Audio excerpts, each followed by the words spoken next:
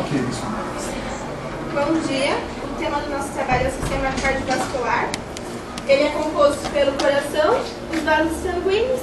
O próprio sangue tem como objetivo levar nutrientes e retirar os resíduos metabólicos dos tecidos.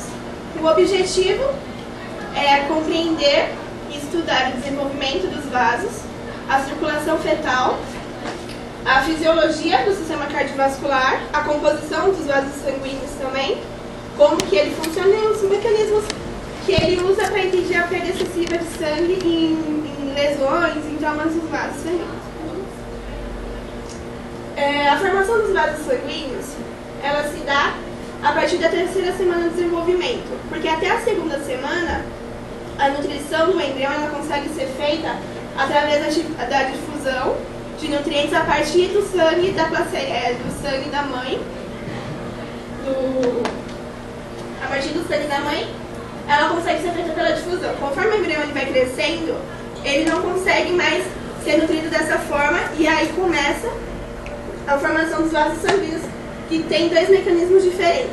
A vasculogênese, que é a formação do vaso propriamente dito, e a angiogênese, que ela é a partir de capilares primários, ele se expande e forma vasos sanguíneos.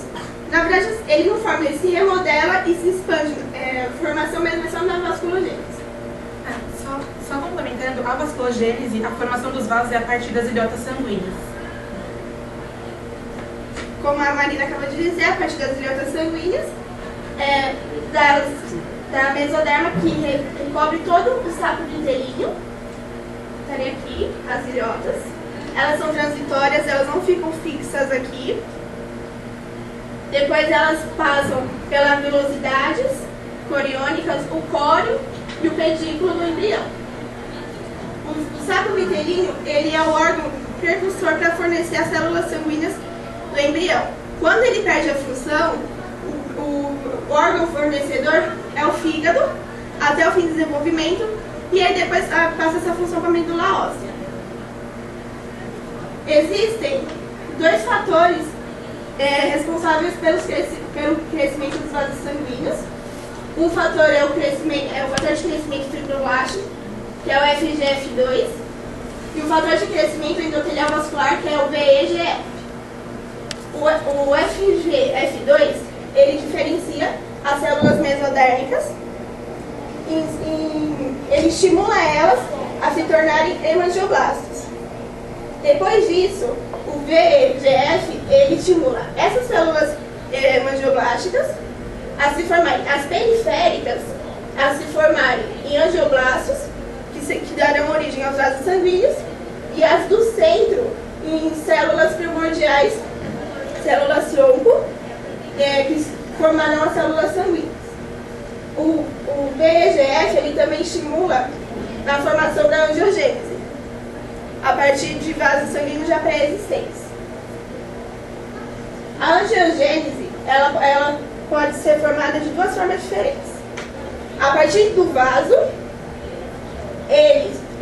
um brotamento na verdade não surge de outro vaso, ele simplesmente cresce, ele se expande e aí produz novas células endoteliais. Ou a intussuscepção, que a partir de um vaso, ele forma dois vasos sanguíneos. A circulação do feto, depois que os vasos já são formados, é a seguinte: o sangue oxigenado ele vem da placenta da mãe, ele entra pela veia umbilical, passa pelo fígado, pelo ducto venoso, sobe pela veia cava. Se eu estiver na frente, você me avisa, tá, gente? Sobe pela veia cava. No átrio direito tem uma abertura que chama forame oval. Esse sangue, ainda oxigenado, passa pelo esse forame e vai pelo átrio esquerdo. Aqui, ele se mistura com um pouco de sangue desoxigenado, vai para o ventrículo esquerdo uma parte desse sangue, outra parte pela veia pulmonar nos pulmões. Só que nesse momento os pulmões, o feto ele não precisa ser muito irrigado. Então é pouca quantidade ele sobe pela aorta e vai pela aorta descendente. Não é toda a quantidade de sangue que chega no átrio direito que consegue passar pelo forame. Uma parte fica no átrio direito e se mistura com o sangue desoxigenado que vem da veia cava superior, que vem da cabeça e dos membros superiores do feto. Ele vai pelo ventrículo direito, passa pela artéria pulmonar e aqui ele vai para dois lugares diferentes. Pela veia pulmonar também e pelo ducto arterioso que cai na aorta. Esse sangue desoxigenado desce pela aorta descendente, vai pela veia umbilical de novo, pela artéria umbilical, sofre todo o processo e é oxigenado e continua toda essa circulação no feto. Existem 3 tipos de vasos diferentes: as artérias, que elas levam o sangue do coração para os tecidos e elas se ramificam conforme se distancia do coração. Os capilares, que é onde sofrem as trocas gasosas e ele retira os resíduos metabólicos dos tecidos e fornece oxigênio do tecido para o sangue e do sangue para o tecido. E as veias, que são convergências dos capilares, que retira o sangue dos tecidos e leva de volta para o coração. Aqui é uma imagem de médio aumento, de tipos diferentes de vasos sanguíneos. Grande aumento. Essa é uma artéria, a gente consegue ver bem nítida a diferença da espessura do vaso sanguíneo, que é esse daqui. A veia, ela tem a parede espessa também, só que não é tanto quanto a artéria. E a diferença maior desses 3 vasos que tem aqui é os capilares, porque ele é formado só por endotélio. Então a parede do vaso sanguíneo dele ela é muito fina, e o calibre dele também, tanto que só consegue passar uma hemácia por vez, que é a diferença das veias, que tem um calibre maior, as artérias também, os tecidos que compõem os vasos sanguíneos. É o endotélio, que é um tecido epitelial especializado. O músculo liso, que tem junções comunicantes. E as células elas são organizadas em camadas helicoidais. O tecido do conjuntivo, que é composto de diferentes proporções. E ele contém fibras colágenas. Do tipo 1, 3 e 4. Fibras elásticas e substâncias fundamentais. Os vasos são compostos de 3 camadas diferentes. Nem todos os vasos têm essas 3 camadas. Diferencia muito da função do vaso sanguíneo. A camada íntima todos têm, que é a camada de tecido endotelial. Ele forma uma barreira entre o plasma sanguíneo e o líquido intersticial. E ele tem uma camada de tecido conjuntivo frouxo, que é o subendotélio. E na transição da camada da túnica íntima para a túnica média existe uma lâmina de elastina. A túnica média, ela consiste principalmente de células lisas e matriz extracelular, mas também pode ser encontrado glicoproteínas, proteoglicanos, colágeno e elastina. Que compõem a matriz extracelular. Túnica adventícia é composta basicamente de colágeno do tipo 1, fibras elastinas e contém vasovasórum. Vasovasórum ele é vasos dentro do vaso sanguíneo.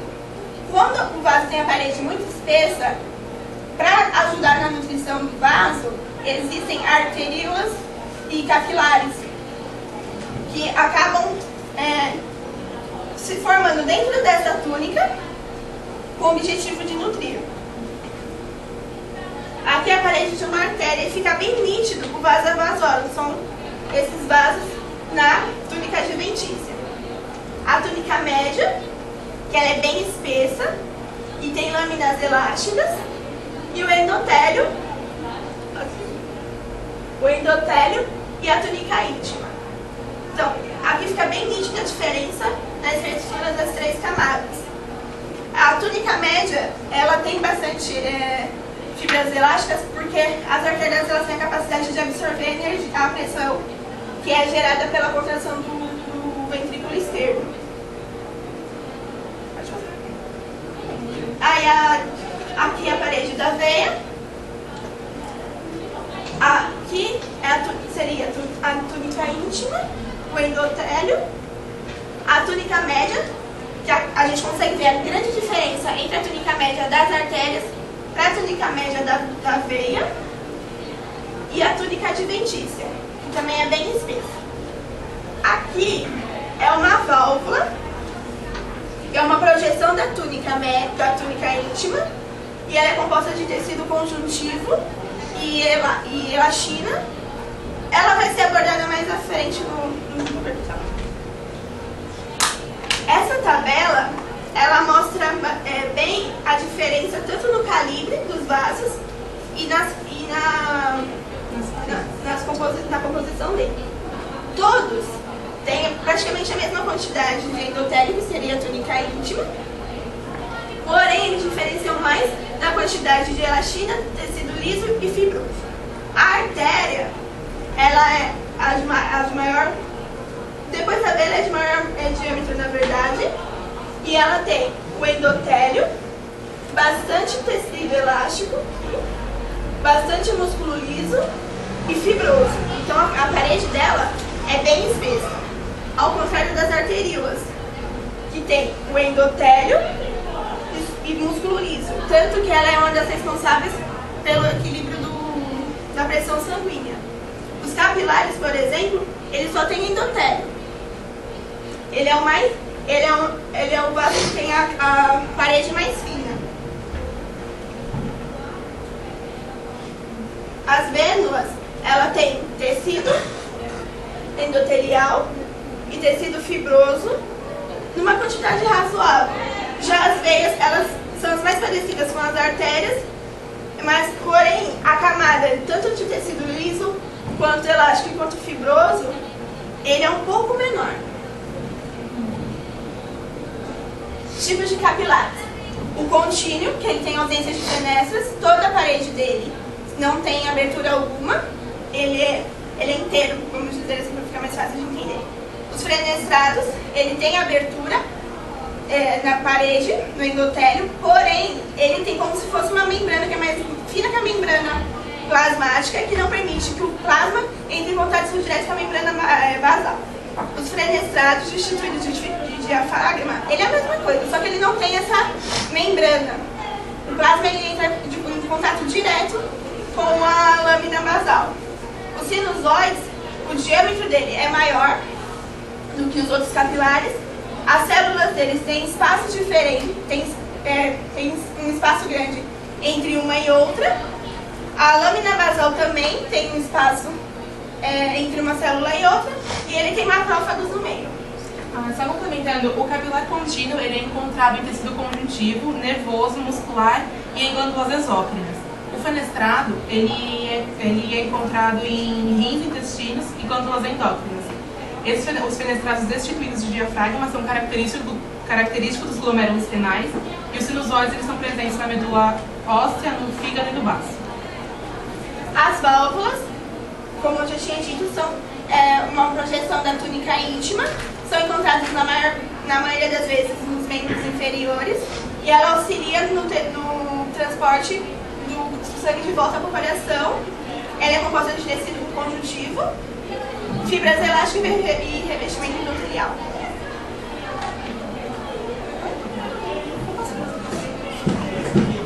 A gente já abordou os vasos, o desenvolvimento, e agora vamos ver um pouco do funcionamento do sistema cardiovascular. No momento em que o coração ele contrai, é gerada uma pressão que é transmitida para o sangue. Essa pressão, ela diminui conforme o sangue se distancia do coração. Ela diminui a consequência da resistência dos vasos sanguíneos e do atrito das células sanguíneas com a parede desses vasos.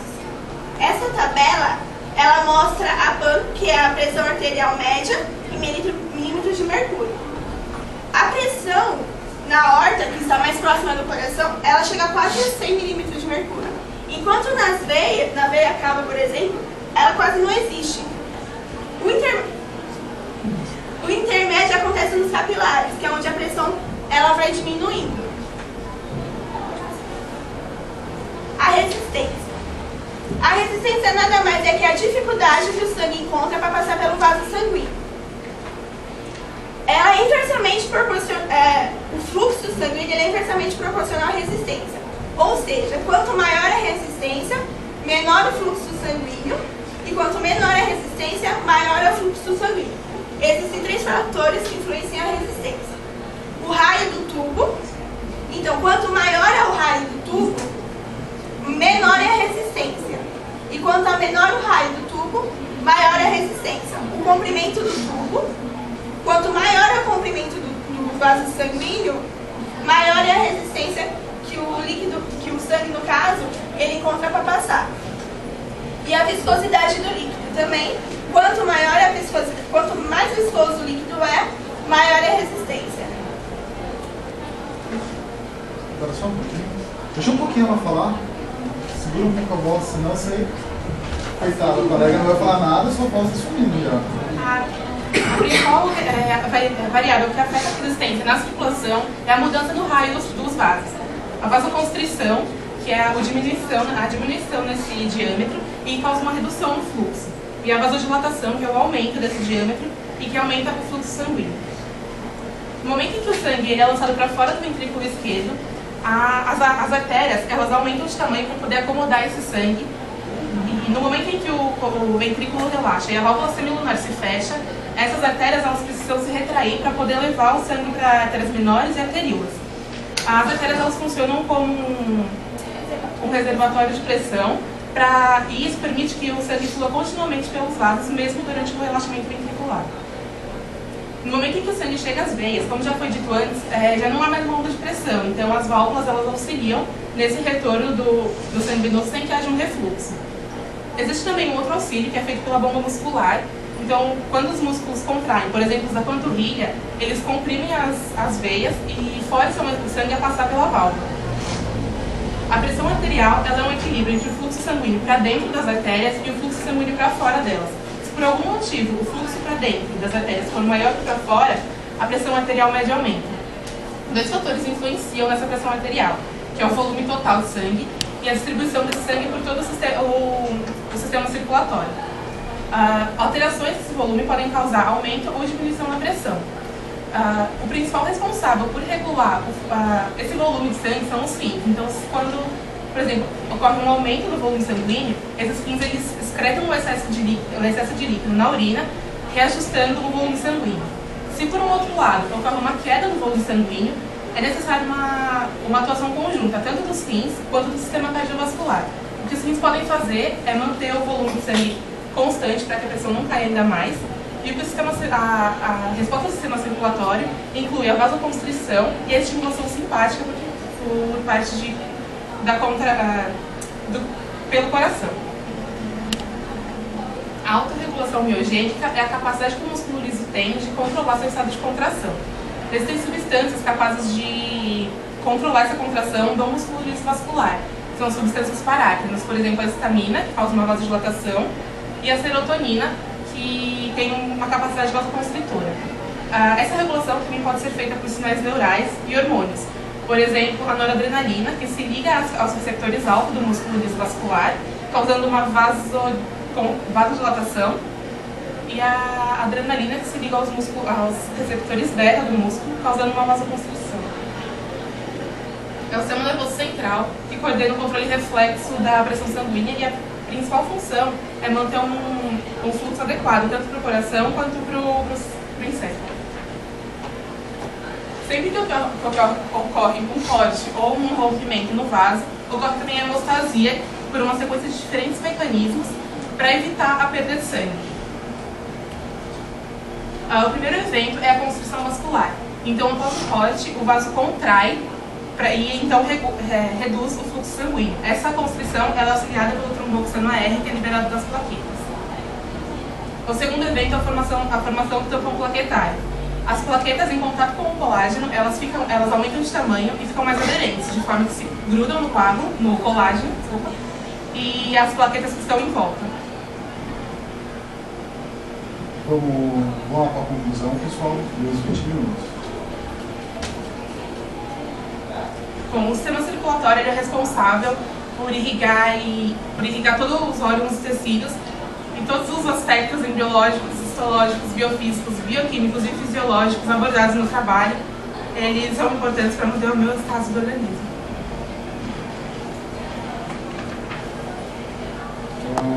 Vamos lá. Pessoal, em relação ao tempo, o que eu senti? Muito texto, de repente uma imagem acabaria respondendo bastante e resumindo o que vocês acabaram lendo. Calma, vamos calmar. Não, só passou. É que não tinha ensaiado, tinha dado 17 minutos. Tava tudo certo. Calma. Vamos lá. Calma. Pessoal, claro que vocês não estavam, eu fiquei muito curioso para saber o resto. Então, mas a gente preparou um trabalho mó bom para chegar aqui. Eu sei. Mas aí que tá, isso que a gente está contando. O que faltou para a gente conseguir chegar? Muito texto preparado para leitura. De repente um esquema, uma imagem resumiria. Vocês colocaram, olha só. Vamos lá, vamos acalmar primeiro. Vamos tentar respirar. É assim, entendeu? A gente tem que tentar se acalmar. Ninguém está aqui para, vamos lá, prejudicar, está aqui para acrescentar para vocês. Então vamos acalmar um pouquinho. Vamos lá. Volta para mim lá no comecinho. A parte que vocês falaram que eu gostei bastante da histologia, da imunologia. Vamos voltar lá para o comecinho. Vamos lá.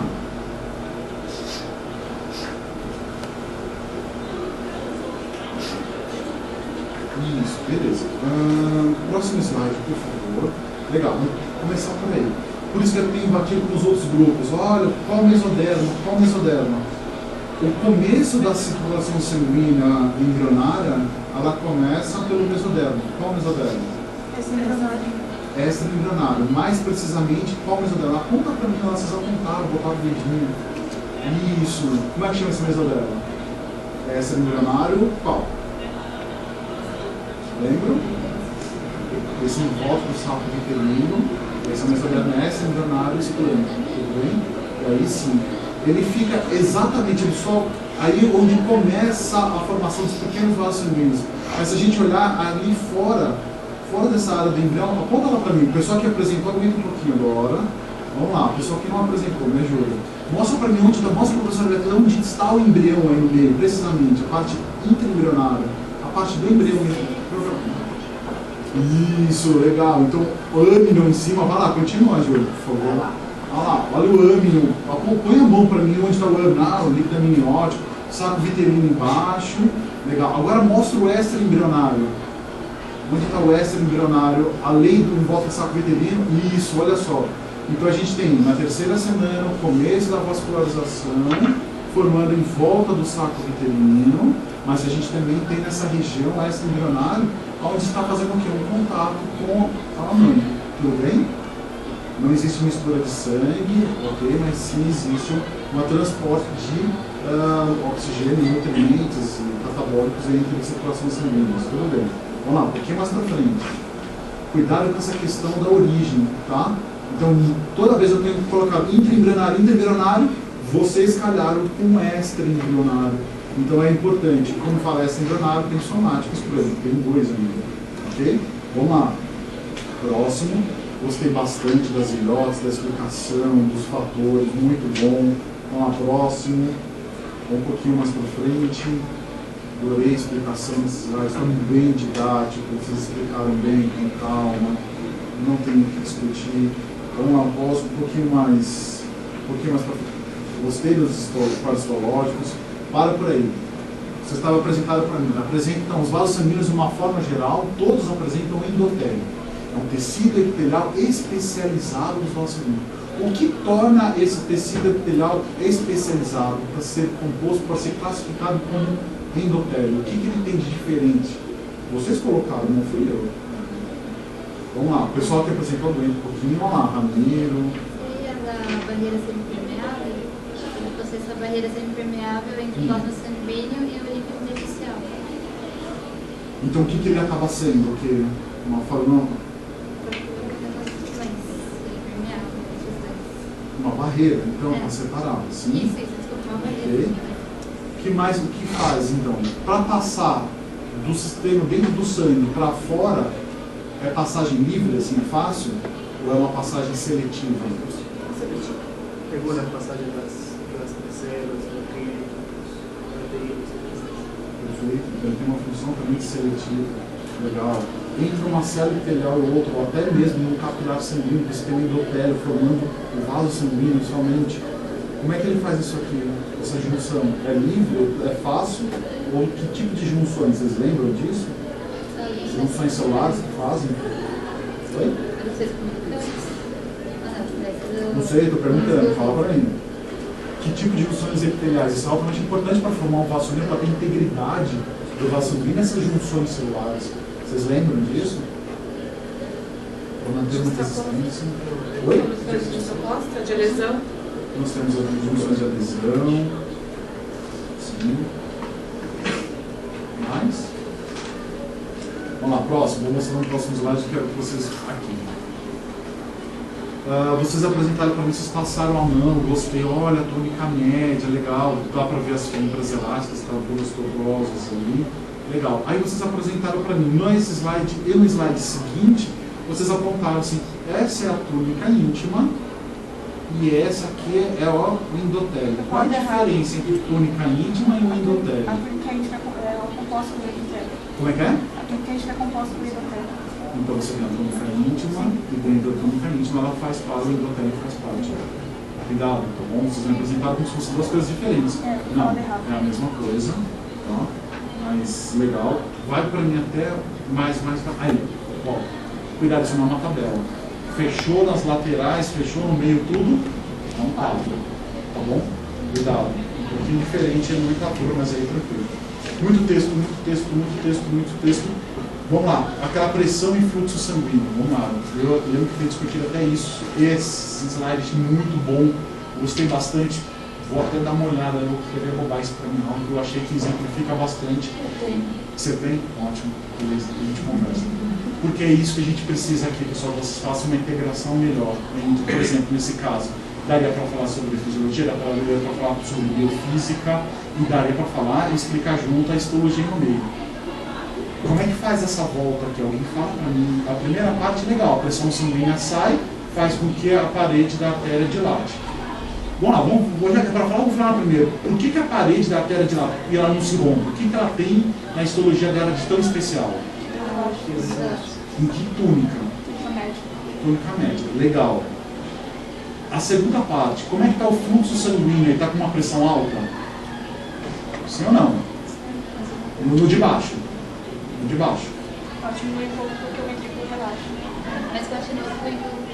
Mas vai continuar a pressão porque a túnica média ela se contrai para continuar a pressão para o centro. Então a pressão, na verdade, para sobre a parede, sim ou não? A fibra elástica estava toda esticada, agora parou a pressão sanguínea interna em cima da parede. O que a fibra elástica faz? Ela volta, então não é uma contração, tudo bem? Cuidado com isso. Contração, célula muscular. Aqui não, a gente tem a volta da fibra elástica.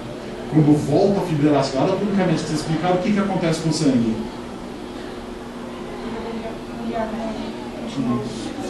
E aí a gente começa a explicar as pressões sanguíneas. Ok? Essa é a relação que faltou um pouquinho, com bastante imagem. Faltou imagem porque tem muito texto. E aí, infelizmente, vocês acabaram perdendo tempo em texto. Ok? Da minha parte eu paro, mas eu gostei que vocês apresentaram coisas mais aprofundadas até, outras coisas super bem visuais que eles explicavam. Vocês falaram sobre as fibras do tipo, fibras colágenas do tipo 3 tal, que não estavam escritas. Mas vocês falaram, ou seja, não precisava do texto para vocês se basearem. Eu sei que faltou segurança, de repente vamos colocar um monte de texto, mas a imagem já se falava, já porque vocês falaram sem olhar para o texto. Vocês complementaram o que estavam já ali. Então, realmente, vocês pecaram no excesso de texto e na falta de imagens. E aí acabou sendo prejudicado. Okay? Da minha parte, eu adorei o que vocês me apresentaram. Gostei, faltou um pouquinho integrar um pouquinho mais as disciplinas, que é o que a gente esperava mais do vídeo. Ok? Mas, bem, gostei sim, pessoal. passar para a professora Beatriz. Então vamos lá, gente. Olhando o que vocês me mostraram aqui, parte escrita, quando vocês têm, os estudos foram apresentando, os colegas agora respondendo, eu não tenho dúvida que vocês têm conhecimento. Então, para vocês se acalmarem, tá? O que aconteceu aí? Acho que junção de várias coisas. Uma, como o Renato já falou, muito texto. E muito texto faz com que vocês fiquem presos ali, o tempo vai passando e vocês se perderam nisso. Outra coisa que eu quero perguntar, quando vocês treinaram isso, todo mundo individualmente treinou apresentando a aula? A gente treinou individual e a gente treinou em grupo também. Por quê? A gente viu que quando a Bianca estava apresentando, a Bianca estava apresentando, ela gastou mais tempo nisso. E aí, se o Renato não tivesse interrompido, você iria até onde, Bianca, apresentando? Até onde ele falou mesmo. Até aquela hora ali onde ele falou? Tá. Então a gente tem que considerar isso da variabilidade de cada um ali do tempo em representar. Tudo bem. Eu não tenho como falar de fisiologia porque foi na hora em que o tempo acabou. Então, vocês terem ideia, chegou em um pouquinho mais de 20 minutos quando entrou ali, quando vocês iam falar da parte que eu solicitei, porque na realidade tudo que vocês vêm falando, vocês verão que eu vou começar a falar isso dentro de fisiologia, né? De resistência, tarará. Bom, a história é o seguinte, falar de hemostasia sem figura, gente, não tem como. Então não tem uma figura, porque hemostasia, falar de cascata, é figura, é esquema, e vocês só têm texto. Então mesmo que de repente não tivesse chegado os 20 ali, a chance de vocês tivessem para lá passar dos 20 um pouquinho mais para frente seria grande, porque eu dou essa aula, por exemplo, de hemostasia, a gente tem que colocar figura, texto, esquema, principalmente quando fala da cascata, da via extrínseca, da via intrínseca, tá? Então eu acho que aí foi uma falha mesmo de vocês se organizarem e juntar aqui os temas, porque eu estava vendo, a gente tem dentro do cardio, o que foi pedido? Eu e a parte de bioquímica acabamos pedindo de hemostasia, depois hemodinâmica e essa parte de formação dos vasos, aí, né, de histologia, então acho que vocês poderiam ter organizado de forma melhor, tá? Sei que falar isso não adianta, porque já foi, mas tudo bem. Então vamos lá. Uma observação, o quadro que vocês colocam com os diferentes componentes dos vasos, volta lá comigo. Eu acabei de ver. Não é isso não. Não é o Junqueira, tudo bem, é a Silvia. Eu bati o olho. Não, mas eu jamais chamaria essa figura atenção. do Junqueira 2013, né? Não, é da Silverton. É da Silverton, eu coloco assim em aula. E aí, quem apresentou, não me lembro se foi a Bianca, que ainda estava falando, que a veia, você colocou lá que a artéria tem maior diâmetro, olha lá. Não, tem que. Na verdade eu confundi, não Isso, não corrigiu. A veia tem um diâmetro maior, no entanto, a parede da artéria tem maior espessura. E isso tudo justifica, né, o que o professor Renato já falou da história da pressão e tudo mais. Tanto é que alguns autores gostam de falar, e a gente vê bastante isso em fisiologia, que a artéria é um reservatório de pressão e a veia é um reservatório de volume, justamente por ela ter um maior diâmetro, né, acomoda um volume maior. Tá. Isso é uma coisa. Quem que oferece resistência? Qual é a definição de resistência? A resistência é a capacidade que o sistema circulatório tem de se opor ao fluxo sanguíneo. Isso. Então, aí foi falado ali o contrário. Quem oferece resistência é alguém que oferece resistência à passagem do sangue. Não é o sangue que está oferecendo resistência, tá? Então, isso é uma correção. E aí vocês falaram bem que os principais desses aqui, diâmetro, comprimento e viscosidade, qual é o que impacta diretamente, pensando em respostas fisiológicas na resistência? O diâmetro. Tá? Ok. Quando vocês falaram das válvulas, lá de panturrilha, ela não só tem essa função de impedir o retrocesso do sangue, como o contrário, para vencer a gravidade, o retorno venoso, as válvulas, a musculatura de panturrilha, a bomba respiratória auxiliam para o retorno. Tá? E rapidamente, quem que quer falar para mim, o Ramiro ou quem já não apresentou, a Júlia, não sei, a história da hemospasia, rapidamente, já que vocês não conseguiram falar isso não. Mas para falar dos mecanismos? Não, bem assim, vamos, as etapas. Então, a hemostasia ela vai ocorrer quando acontece uma ruptura no vaso. Certo? Vai acontecer o processo de hemostasia por 4 mecanismos, até começar a coagulação Isso, sanguínea. quais são eles lá? A constrição vascular, a formação do tampão plaquetário, a organização fibrosa do cabo sanguíneo e... Isso, tem que falar sem olhar aqui pra mim. Você está Eu conversando. esqueci o mecanismo que vem aí. Não, a formação do coágulo e a organização fibrosa do coágulo. Tá. E aí, para encerrar esse processo, qual é o fenômeno que é de suma importância quando você ocorre tudo isso? O que tem que acontecer? Você formou o tampão ali e aí? Retração do coágulo. Retração do coágulo. Isso, a para retração do fechar mais o coágulo, isso, e depois Entendi. as bordas vão se unir ali, e aí o que tem que acontecer? Que não é a retração, o coágulo tem que o quê? O que tem que acontecer? Vocês colocaram aqui, não?